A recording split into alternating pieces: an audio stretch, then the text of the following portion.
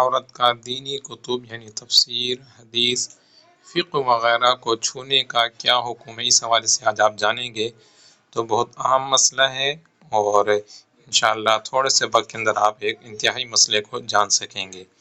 تو آئیے مسئلہ پہلے سوال سنتے ہیں اور پھر اس کے بعد جواب۔ کیا فرماتے ہیں علماء دین و مفتیان شرع متین اس مسئلے کے بارے میں کہ عورت حالت حیض میں قرآن پاک کے علاوہ بقیہ کتب دینیہ مثلا حدیث، تفسیر، فقہ وغیرہ کو چھو سکتی ہے یا نہیں؟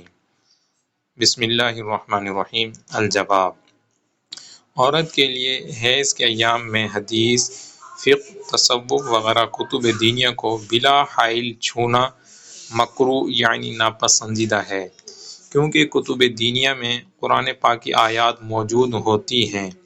البتہ دینی کتب کو کسی کپڑے، قلم وغیرہ سے یا دستانے پہن کر چھونا بلا کراہت جائز ہے۔ یہ حکم قرآن پاک کی تفسیر کے علاوہ دیگر دینی کتب کا ہے۔ قرآن پاک کی تفسیر چھونے میں یہ تفصیل ہے کہ اگر تفسیر مفصل نہ ہو، یعنی اس میں آیت قرآن کی تفسیر کی بنسبت زیادہ ہو، آیات قرآن کی مقدار تفسیر کی بنسبت زیادہ ہو اور اسے قرآن ہی کہا جاتا ہو، جیسا کہ تفسیر خزائن العرفان، نور العرفان وغیرہ، تو ایسی تفاسیر کو چھونے کا حکم قرآن پاک چھونے کی طرح ہے، یعنی ایسی تفاسیر کو حیض کی حالت میں چھونا گناہ ہے۔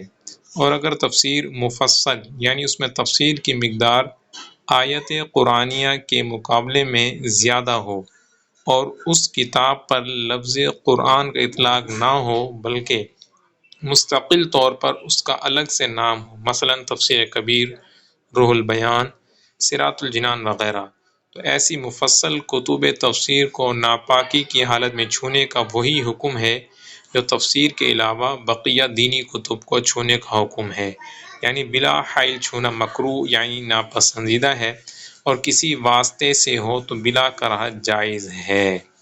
نیز یہاں یہ بھی یاد رہے کہ حیض کے دوران کتب دینیہ اور مفصل تفاسیر میں جہاں آیت مبارکہ لکھی ہو تو آیت کے اوپر اور عین اس کے پیچھے والے حصے کو چھونا جائز نہیں ہے۔